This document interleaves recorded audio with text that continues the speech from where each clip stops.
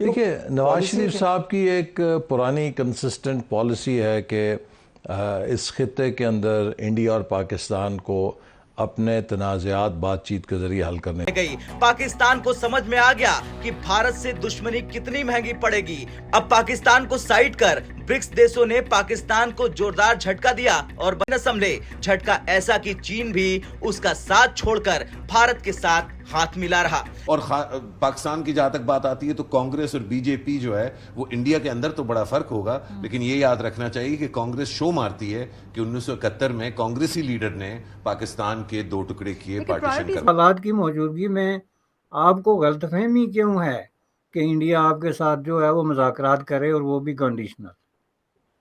तो उसका तो हाल ये है कि आप अपनी मजबूरियां देखें, पहले उनको रिजॉल्व। बाजवा का जो डॉक्ट्राइन था ना, जिसको बाजवा डॉक्ट्राइन कहते हैं, वो दर हकीकत सरेंडर डॉक्ट्राइन था। जनरल बाजवा हिंदुस्तान की ताकत के सामने सरेंडर कर चुके हुए थे।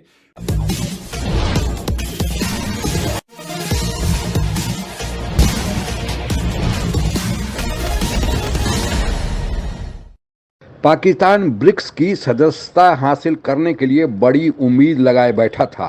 चीन ने भी पाकिस्तान को आश्वासन दिया था कि वह उसे उसमें सदस्यता दिला कर ही रहेगा, लेकिन भारत और रूस ने दोनों मिलकर चीन और पाकिस्तान दोनों को झटका दिया है और पाकिस्तान की ब्रिक्स में एंट्री पर ही रोक लग गई है।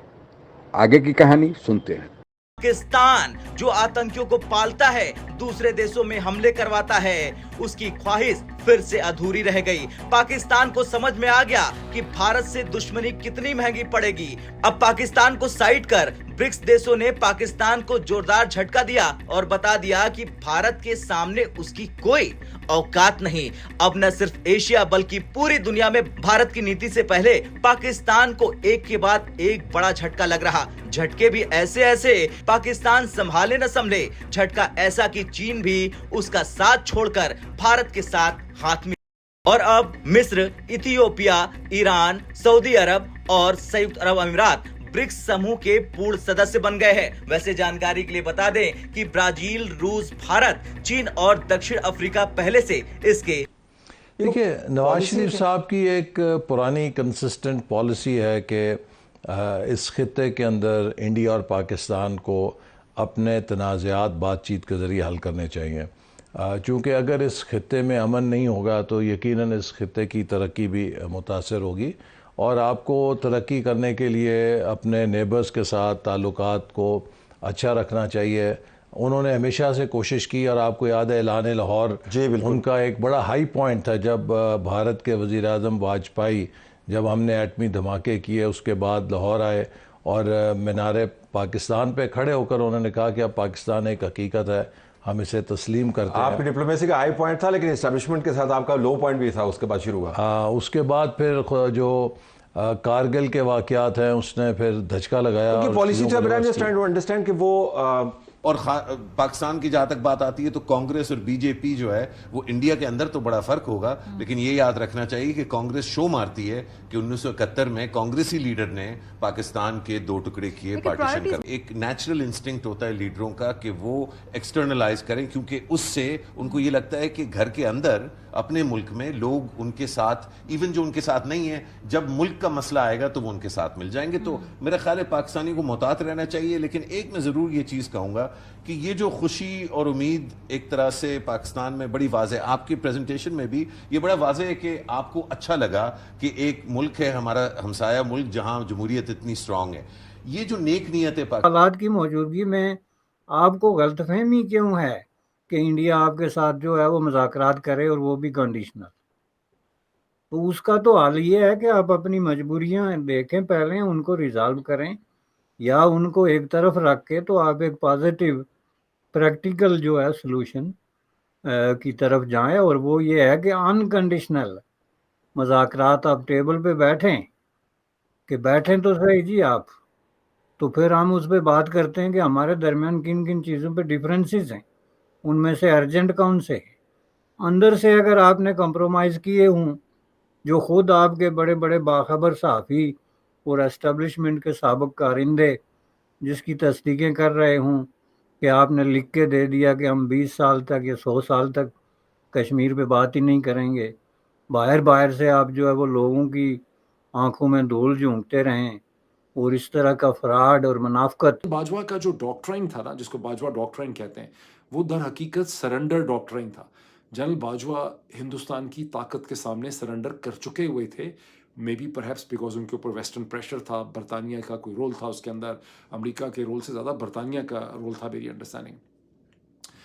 यहाँ पर अगर टॉक स्टार्ट होती हैं, आप नवाज शरीफ साहब का जिक्र भी हो रहा है, पाकिस्तान की इस्टेब्लिशमेंट को नरेंद्र मोदी की जो एग्रेसिव पोस्चरिंग है और कुछ उसमें बरतानिया और अमेरिका का रोल है, जो 2016 की जिसको सर्जिकल स्ट्राइक कहते हैं, फिर पुलवामा और फिर बालाकोट की सर्जिकल स्ट्राइक और फिर आर्टिकल 370 का पूरा मामला, पाकिस्तान की इस्टेब्लिशमेंट को, जनरल बाजवा और उनके सक्सेसर्स को ये बात समझा दी गई है कि अब आपका हिंदुस्तान के साथ कोई झगड़ा नहीं है। इसी वजह से एज पर माई एनालिसिस पाकिस्तान की इस्टेब्लिशमेंट अपना एक नया दुश्मन रिक्रिएट कर रही है, और वो दुश्मन अमेरिका तथा यूरोप के जो अमेरिका के सहयोगी देश हैं, उनका मुकाबला करने के लिए चीन ने यह सोचा कि एक समानांतर संगठन बनाया जाए, और चीन के ही पहल पर 16 जुलाई 2009 को ब्रिक्स का गठन किया गया। और इसके प्रारंभिक जो सदस्य थे उनमें 5 देश थे, जिनका नाम है ब्राज़ील, रसिया, इंडिया, चाइना और साउथ अफ्रीका। पिछले दिनों ब्रिक्स में अन्य देशों को भी शामिल किया गया, जिनमें ईरान, इजिप्ट, इथियोपिया, यूएई आदि शामिल हैं। जब इन देशों को शामिल किया गया तो पाकिस्तान ने भी सोचा कि उसे भी इसमें शामिल कर लिया जाए, और इसके लिए पाकिस्तान ने बाकायदा आवेदन भी दे दिया। चीन ने पाकिस्तान को आश्वासन दिया था कि उसे इसमें शामिल करा देगा, क्योंकि चीन के जो पाकिस्तान के आश्वासन देने का जो मूल आधार था वह था कि चीन के द्वारा चूंकि यह संगठन की शुरुआत की गई थी, और दूसरा इसका जो सम्मेलन है अभी जो 10 से 12 जून को रसिया में हुआ, तो रसिया और चीन के अभी यूक्रेन युद्ध के चलते अच्छे संबंध है, तो चीन को लगता था कि रसिया के पास अध्यक्षता है तो चीन जो चाहेगा वह मनमानी कर लेगा। लेकिन भारत ने ऐसा अड़ंगा लगाया कि चीन और पाकिस्तान दोनों के आशाओं पर पानी फिर गया और पाकिस्तान उसमें शामिल न हो सका। और भारत ने जो सबसे बड़ा मुद्दा उठाया वह मुद्दा उठाया कि पाकिस्तान अब भी भारत में आतंकवाद करता है, और जब कोई देश एक संगठन या एक छतरी के तरह जब एक साथ बैठते हैं तो उन देशों में आपस में इस तरह का आतंकवाद या दूसरे प्रकार का मनमुटाव नहीं होना चाहिए। और इसी आधार पर रसिया के साथ मिलकर भारत ने पाकिस्तान को इसमें शामिल होने के लिए, जो पाकिस्तान आस लगाए बैठा था, और मकसद पाकिस्तान का इसमें कुछ लेना देना है नहीं, क्योंकि पाकिस्तान न कोई व्यापार करता है और न ही कर्ज के लिए केवल हमेशा हाथ फैलाए रहता है, तो फिर इस संगठन में शामिल करके पाकिस्तान फ़ायदा क्या उठाएगा, केवल कर्ज मांगेगा। इसलिए पाकिस्तान केवल भारत का देखा देखी इसमें शामिल होने के लिए जो मंशा रखी थी उसका तुषारापात हो गया है। भारत अब जितने भी अंतर्राष्ट्रीय संगठन बने हुए हैं, चाहे वह अमेरिका या उसके सहयोगी देशों का है या फिर चीन और रूस के साथ जो भी संगठन है, उन सब में भारत, दोनों तरफ भारत इसमें बराबर का हिस्सेदार है। और इसी को ही गुटनिरपेक्षता या फिर आज की तारीख में स्वतंत्र विदेश नीति कही जाती है कि भारत किसी पर डिपेंडेंट नहीं है। इस ब्रिक्स का राष्ट्रीय स्तर पर जो इसमें राष्ट्राध्यक्ष शामिल होंगे वह अक्टूबर में होने जा रहा है, जिसमें प्रधानमंत्री मोदी भाग लेंगे। अभी जो सम्मेलन हुआ उसमें विदेश सचिव स्तर की बैठक हुई और इसमें नए देशों के नामों का चयन होना था, ताकि इन शॉर्टलिस्टेड देशों के नामों को जो सम्मेलन शीर्ष स्तर पर जिसमें राष्ट्राध्यक्ष भाग लेंगे अक्टूबर में होगा, उस पर उसकी मुहर लग जाए। लेकिन पाकिस्तान लाख प्रयास हुआ, कुछ भी नहीं कर पाया और चीन भी देखता रह गया। भारत विरोध का क्या खमियाजा पाकिस्तान को भुगतना पड़ रहा है अब सामने आ गया है। आज के लिए बस इतना ही। जय हिंद। आप अगर हमसे जुड़ा रहना चाहते हैं तो कृपया मेरे चैनल को सब्सक्राइब करें तथा बेल आइकन भी दबा दें, ताकि नई वीडियो की जानकारी तुरंत आप तक पहुंच जाए। धन्यवाद। जय हिंद।